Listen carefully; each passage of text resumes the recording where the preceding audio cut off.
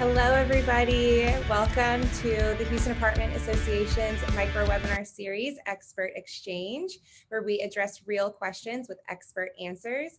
My name is Morgan Taylor. I'm the Communications Manager for the Houston Apartment Association, and I will be moderating the session today.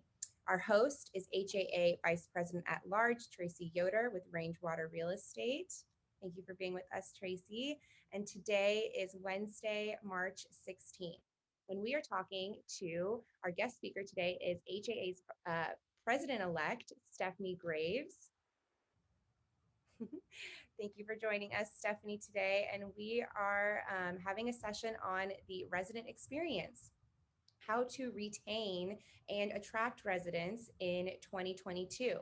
We are really excited about this session in particular. This is the most registrations we've had in Expert Exchange history. So thank you all for joining us today.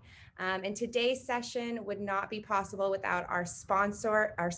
Today's session is sponsored by the Texas Southwest Floors, and we have the lovely Andy Beltran with us today. Hi, Andy. Thank you for being with us. And I'm going to go ahead and share my screen and play a quick sponsor commercial. So just hang tight.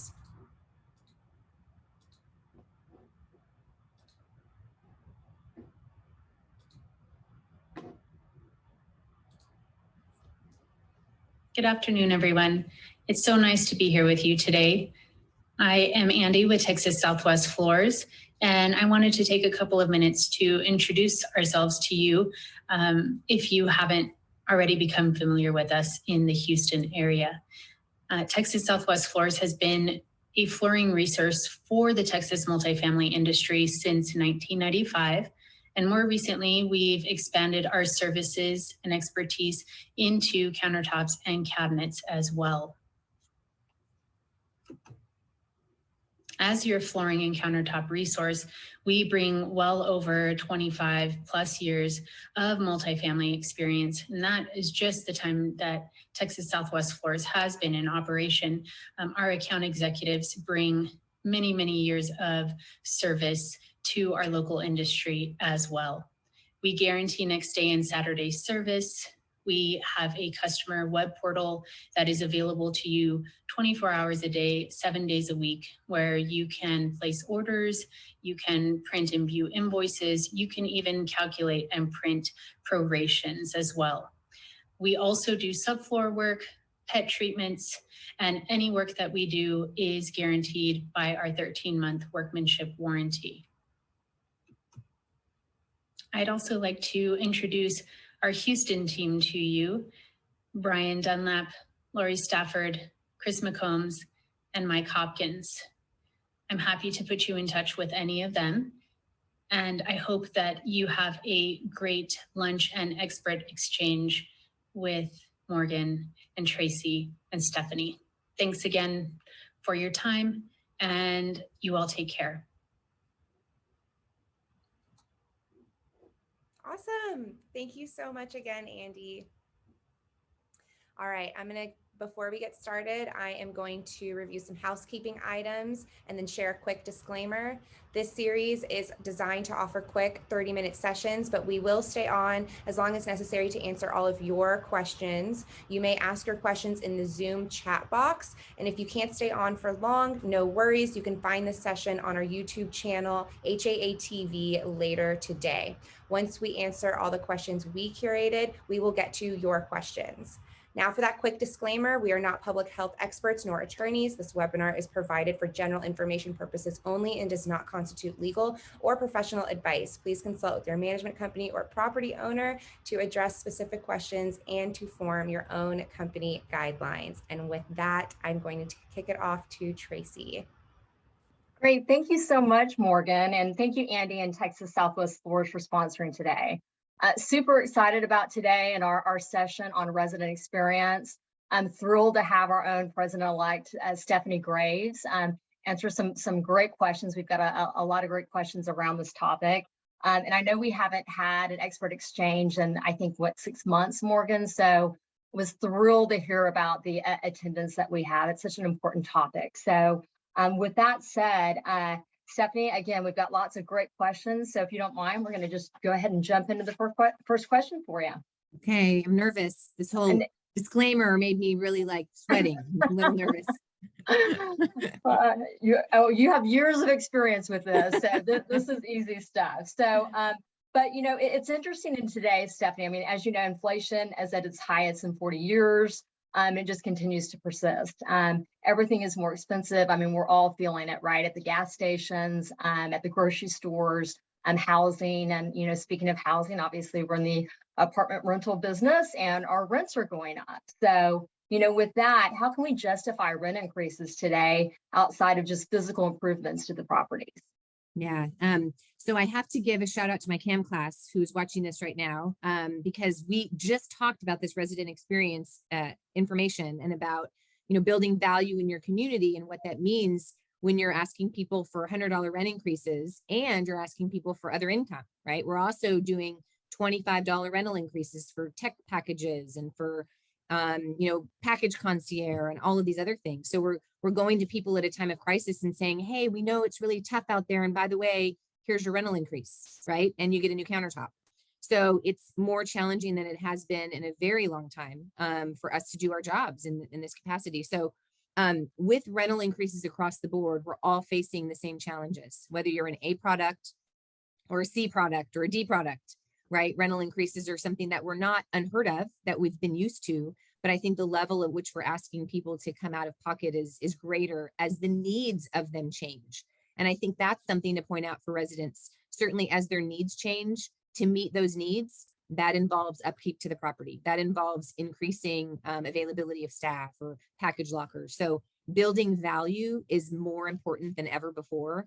And we've said this for years, but building value in that living experience is important. People lease from people they like, and people live with people that they like.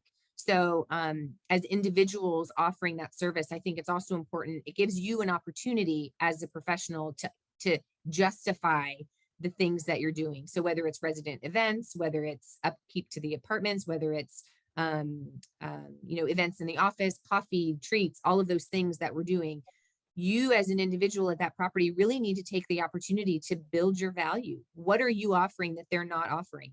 And it's more and more important that you know what others are offering so that you can compete in that capacity, in that realm. So data is important. Knowing what other people are offering, knowing the price points, all of those are going to be more and more important than ever. So it behooves you to get as much information as possible in terms of what rates are being offered, what amazing benefits other properties are offering, and think creatively. People want to feel connection. And, shout out to our president this year, Christy Rodriguez, who really the theme this year is making those connections. And I think more than ever before, it is going to be a battle of creating a community on property. And so what are you doing? What are others doing to create that community? Utilize your resources. Think of things that are interesting. I mean, let's go back to the Otis Spunkmeyer days, right? When we were cooking cookies in the office and doing those little things that we moved away from, I think are important, making people feel special. We'll have some suggestions on that too as we move through those questions, I think. Yeah, absolutely, Stephanie. I couldn't agree with you more. And I know that, connection is definitely a theme for this year. And it can certainly be the difference, right? If you retain a resident, if you make those connections. So thank you for that great answer. As we approach resident retention today, it's completely different, right, than just a couple of years ago. And there's no one size fits all for different properties. You mentioned, what may work on an A property doesn't work on a D property, et cetera. You really need to know your demographic, especially over the last couple of years with the pandemic. So, every property is different. And so what are your thoughts on what works best on residents at one community that may not work for residents at another community? So, everything we do is about relationships, right? Whether it's a personal relationship, a professional relationship, every connection you make with your residents is a connection. And so determining what their love language is, how they feel appreciated, I think is more important than ever. And just like every resident is different, every team member is different. One resident really doesn't even care about all the goodies you give them, right? They just want you to know their name in the parking lot, right? And the other one wants to come in and have his Starbucks coffee at the same time every day, and you better have cream, flavored, vanilla, no sugar, right? So knowing those things that make your residents tick, the best leasing agents, the best managers have that connection and understand what their residents' needs are individually. And it is a lot of work. It is a lot of work to be a good community builder. We have found, I kind of put together some stuff that I think Morgan can share in a little bit, where, you need to ask what you're and determine through surveys, if you will, on what your residents' love language is. It's a simple survey. I put it together so that you can copy it. I'm big on takeaways, and I want you to be able to be like, okay, I have a tool I can utilize to help. And so, what is it that you're looking for? Are you looking for pet events? Are you looking for craft events? What is it that you can offer as a community that is really going to stimulate your resident base? We did this on a property recently, and the survey was not at all what we anticipated. So, we thought that everyone was going to want this connection and having real live events. And it turned out that virtual events scored higher than anything else. So, doing those virtual happy hours, or doing those virtual bingos, or doing, those sorts of things scored higher than fitness events on the property, or than walking clubs. So figure out what your demographic wants, what your residents need individually and as a group, and then figure out what that looks like. And when do they want them? Do they want them in the morning? Do they want them in the afternoon, right? Maybe they want a virtual event because they want to be able to dial in anytime they want. People want flexibility, right? So figuring out what that looks like, survey them and figure it out. I say this all the time with surveys, and I want to make sure that we disclose this, but if you decide to survey your residents and really have that conversation about what they're looking for in a living experience, you better be ready to acknowledge that you've asked that question, right? And don't just do a survey and then disappear and nothing happens and nothing changes, because you're not going to build trust and build that relationship that you need to justify those rental increases if you're not acknowledging the fact that you have asked their opinion. And maybe you can't meet the needs. Maybe you can't offer yappy hours, right? Have that conversation so that you're acknowledging that you've asked that question and the demand is such and such. I think those are important aspects.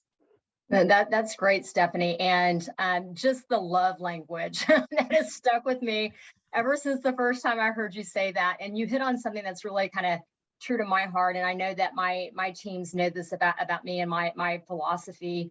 And I know a lot of people that are watching this have a lot of different survey companies that, hit some different touch points, right? We've got survey companies that survey prospects and residents at the time of their move-in, renewal time, work orders, et cetera. So, but my philosophy is it's worse to do a survey and not do anything with it than not doing one at all, right? So to hit your point, you've really got to do it and listen, build that connection, because that in itself is going to go a long way with the resident. So I thank you for sharing your love language form for all of us. I really, really appreciate it. I'm gonna steal that. You know that, right? Yes, and make it pretty. I will. Yeah, make it pretty. I'll have to brand it, of course. Yes, but add some hearts and some range water stuff. It's perfect. It's perfect. Thank you. So what have been, Stephanie, some more popular resident events that you personally have had experience with hosting at your properties that have been successful? Yeah, so I have to do a huge shout out. We use a company called Retention Pension, and the idea is that you're building that investment in your residents, that pension theory.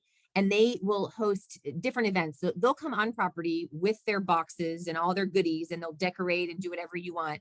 And then they pick up and they leave.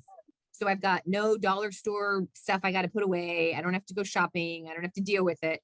And the people on property can do what they're supposed to do, which is build relationships, get signed renewals, and get referrals. Like that's what you should be doing when you're doing a resident event. You shouldn't be serving lemonade and filling up the Oreo cookies, right? That's not what you should be doing. And so when you can partner with someone that can take that off of your hands, they have different price points. You can talk to them about that. And there's other programs and other companies that do that. But, really investing in the opportunity and understanding the goal of a resident event is super important. So, we have, taco nights or martini nights or whatever you do.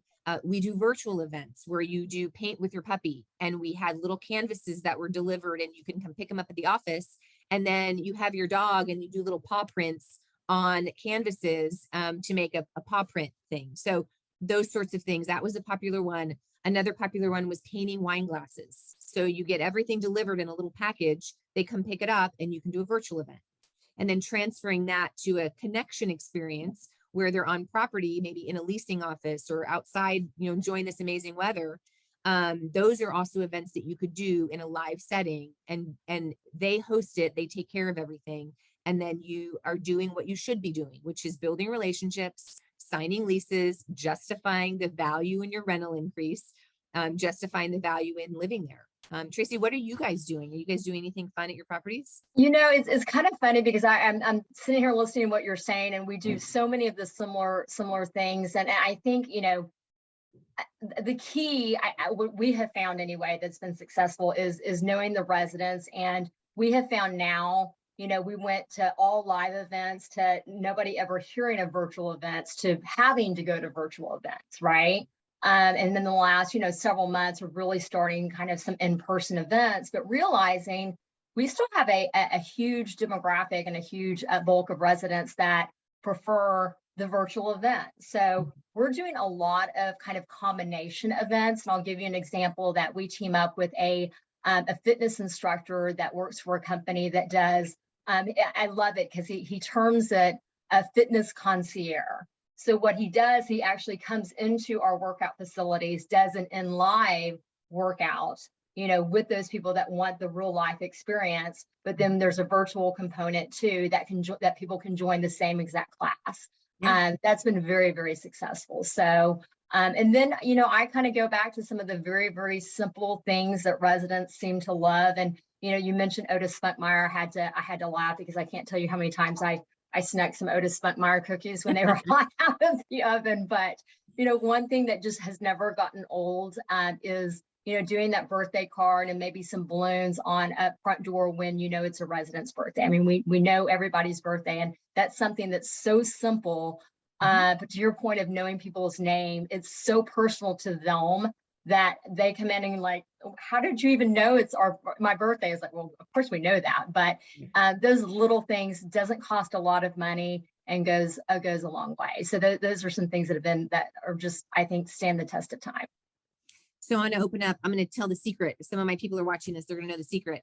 So I use a website called Postable, Postable, Postable, and it allows you to hand do cards virtually. So I can upload all of my information online, my signature, and you can send out thank you cards. You can send out Christmas cards. So you can download that information from your PMS, your property management software, and upload it at the beginning of the month, and have birthday cards go out to your residents and upload an Excel spreadsheet, and they look like handwritten notes. It's amazing. I went on property and they don't even ask for my address anymore. Like, they just ask for an email address and a phone. And I'm like, well, how are you going to send me a thank you note? Right? Because I'm old and I need to send a thank you note.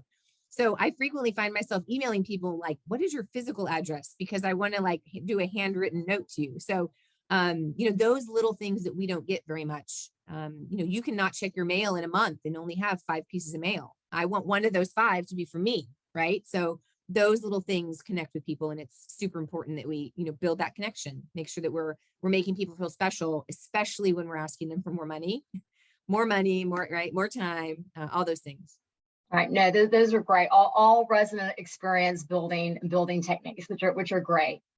We kind of touched on this a little bit, Stephanie, but specifically, the way we communicate with our residents is a lot different today than it has when probably you and I started in the industry, right? So especially during the pandemic. So when it comes to resident events, how do you and what do you have found is successful as far as promoting participation? What gets the most participation? Is it the event? Is it how you communicate it? Is it a combination of those two things? Yes. Yeah. So another shout out to Christina Foley is a manager at one of our properties, cottages at Cypresswood. They won a property of the year for HAA just a couple months ago. And she is amazing at resident events, has more participation than any of the other properties. And it is consistent touch points. She will post it, she will email it, she will text it the day before, she will text them again. And so, if you're going to invest your time in this, then embrace it, right? Like, don't do it because you're forced to do it. I mean, yeah, you're forced to do it, right? But, if you have to do it anyway, then you don't want to be there by yourself. And so, getting people to come in and to commit to that, she has more participation than any other property. And she is it's consistency in offering events on a regular basis and making sure that people know about them. I mean, I can't tell you how many times, people are like, oh, I would have gone, I just didn't remember. So calendar invites, I think, are more important than ever before, because we live on our phones, right? Like, if it's not on my calendar, I don't know that it's happening. And if I'm not reminded 15 minutes before I'm supposed to be here, I have another thing happening. So I think text messaging provides great opportunity for us. It's instant, right? You can text them 5 minutes before it's going to happen. And I think it's gotten more challenging to communicate with people, because the more options you have, the more they expect, right? I want to be emailed. I want to be texted. I want you to put a note on my door. I want you to mail it. I want you to post it at the mailbox. I want you to put it on the gate when I leave. And then I'm still going to say I forgot, right? So it's more challenging, and really stepping up and making sure that you have the tools capable to make yourself capable of getting people to come is super important. Yeah, agreed. And, I just want to, throw out a personal experience. I know a lot of us on this call and webinar series shop properties a lot, right? That's part of our jobs. And I can't tell you, this has happened to me on several occasions where properties will be having and promoting kind of resident events, and kind of during kind of the sales speech, if you will, from an associate, even as a quote unquote kind of future resident, I have been invited to so many, events, which, is so great to promote to future residents as well, as you're kind of touring, the properties and things of that nature. So that's been very, very impressive in some of the shops that I've recently done. So I just kind of want to throw that out there. I know we've talked a lot about, resident retention and fulfilling the residents' needs. How can we leverage our resident events for, say, marketing purposes? I know I kind of gave one example of that, but do you have any other suggestions? Yeah, I mean, building that value, I think, is super important, right? I mean, it's important too that you may hear people say, oh, we did that and no one came. Oh, we did that and no one came, right? You're going to have 20% of your residents that don't care. They don't want to be involved. They want to come home. They want to lock their door. They want to, right? 20% are not going to care at all. 20% are going to show up every single time and take all the cookies, right? Like, they're going to do that, right? So your goal is really to look for that 60% in between and try to embrace and engage them as much as possible, right? Because the same thing happens with renewals. 20% are going to move out no matter what. 20% will stay even when you don't want them to, right? Those are those ones that sometimes you wish would give their renewal, their notice, because they want to come in and, eat all your cookies. But the 60% are what you need to work on, right? That 60% is really can make a difference in building that value and lowering the turn costs. Sorry to break it to you, but we don't always want to replace the carpet. We want to keep them in there for a little bit and not have to spend that money every time, right? Reducing that turnover can build value, and we need to make sure that we're really selling that value in what they're doing. So, communicating that is super important, and making sure that people understand the importance of getting involved. Some people don't even know the value of getting involved until they're really doing it and creating a sense of community. The other thing I think is important is, as rents are on the rise, crime is on the rise, right? I hate the bad news, the sad part of what we do. Crime is on the rise. And the only way repeatedly when we go to events where we're talking to HPD or we're talking to security officers is if you see something, say something. And the only way that you can do that is if you're involved in the community and if you're out doing things, right? And so encouraging residents to see each other as other humans and to connect with them, making that sense of community is going to be more and more important in deterring crime and making sure that people don't want to come to a property that they know people are paying attention to. And creating that sense of environment is super important. And you are the person that does that. You are the mayor of that town. And it's important that you create that connection and let them see value in living there and value in staying in that community. Yeah, I agree, Stephanie. And you brought up something that, kind of hits home a little bit, and nobody wants to talk about the bad stuff, right? But let's face it, every one of us deals with bad stuff every single day in the industry that we're in. And, when we talk to, our teams and everything, I think, using those opportunities to build connections with your residents is just as important. I mean, it's how you respond, it's how you communicate. It's not ignoring the fact that something maybe bad has happened at your community or a bad experience. Hit it face on, build that connection, and usually that can turn around. So another way to use the bad to build the connection. So thank you for addressing that. The last question that we have, and I'm going to turn it over to Morgan to see if we have any questions from any of our attendees, is that, let's talk about the pandemic for a minute. The pandemic, has forced us to embrace technology, and now residents rely on technology probably more than ever. Just definitely a sign of the times, right? Just like these Zoom calls that we're doing. How can we retain residents through technology? Have you found a little niche on that? Yeah, getting multifamily to embrace technology was like, turning the Titanic as it was approaching the end, right? We were like, oh, I don't want to go on social media. Oh, I don't want them to use their cell phones at their desk. Oh, I don't want to do a virtual tour. I don't like my hair, right? And so when we finally realized that there's no other option, like I'm locking my door and I've got to FaceTime you in order to show you an apartment, I think it really brought people out of their shells, right? We've got these social media stars now that are offering multiple options, that want to FaceTime a video, like, hey, let me FaceTime you to walk into an apartment. I think from a technology standpoint, there's lots of AI that's coming about. I mean, I don't think, somebody the other day said, I asked my Alexa, my AI, and I was like, what? Like in that moment, it hit me, like, we are already using artificial intelligence. Alexa is it. She is my artificial intelligent robot, right? She reminds me of things. She tells me what to add to my grocery list. So I think we're already experiencing this change in that people expect more technology in their homes, and understanding that and having options and helping through that process. Maybe your community doesn't have the budget to offer doorbells or locks or whatever those are, but informing residents about what they're capable of doing, or helping residents with that process of, if you want an electronic lock and we don't offer it, like, we can help you install it, right? Again, building that value in being a partner in that living experience, instead of, I'm the landlord, this is what I can do, and this isn't a policy, I'm not able to do that. We've got to be better at what we do as competition gets stronger, as prices get more expensive, as people get meaner.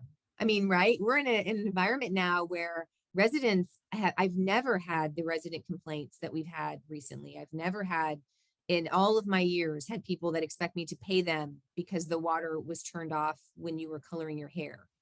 Really? Like, if I was coloring my hair and the water went off, I'd be going to Whataburger. Like, I'm washing this out, right? So they're just, the expectation of all of us is more. And so you can either meet that expectation and figure out ways to make it pleasant and friendly and helpful, or you can fight it. And when you fight it, it's not going to work out too well for you in the long haul. Yeah, agreed. And and kind of to the point, back to technology, and you're right. I mean, there's so much. We were all kind of forced to live in this technology world, and now that there's a lot of that in person, we do have to, I think it's important to realize which of our residents and prospects really want that touch point of in person, versus technology. Because I know what we have found kind of just within our own company is that now all of our websites are so user-friendly that you don't have to talk to anybody anymore if you don't want to. But, just like we talked about the surveys, if you don't respond and don't use that technology on the flip side, it's really a moot point, right? And then they have a really bad experience because they haven't gotten a response. So Yes. it definitely works both ways. So we have to embrace technology on both sides of it. So great information, Stephanie. We absolutely appreciate all of your expertise. I am going to turn over to Morgan. I know we're right at 12:30, but don't know if we have any questions from the audience, if you will. Yeah, we actually don't have any questions from the audience, so I guess you guys were just like extremely thorough today. Or they're all recording. they're using their technology to record the session, right? Right, exactly. And like we said earlier, this session will be on YouTube later. So if you didn't take notes today, you can always check us out on YouTube. And Lisa just wanted to say no questions, but just wanted to say this is super helpful. So I think everybody on who's joined us today has appreciated your time. And we certainly appreciate you, Andy, with Texas Southwest Floors for being with us today and sponsoring, of course. Nice to share virtual space with all of you today. Thank you. And I love seeing all the rep faces. I think it's so great when you have pictures of the reps that are in the area and you can put a face with a name. That is awesome. I love seeing that, so we can embrace that. The other thing I wanted to say is, some of you, like, I did not know for a long time that we had an HAA YouTube channel, like HAA TV, and everything is on there for resources. So if you miss something, go to it. Like, you've got to find it. It's so great. Make sure that you're watching all the old episodes and seeing everybody age over time. It's great. Yes, there are tons of previous sessions on YouTube, and they still apply today. Yes. So anyways, thank you guys so much. Thank you to everybody for joining us today. And again, whether you joined us live or watched this session later, we hope you found this session extremely helpful. Thank you all. Thank you, Stephanie. Thank you, Tracy. Thank you, Andy. And thank you to all of our attendees today. Bye, guys. Enjoy your night. Bye. Take care. Thanks, Morgan.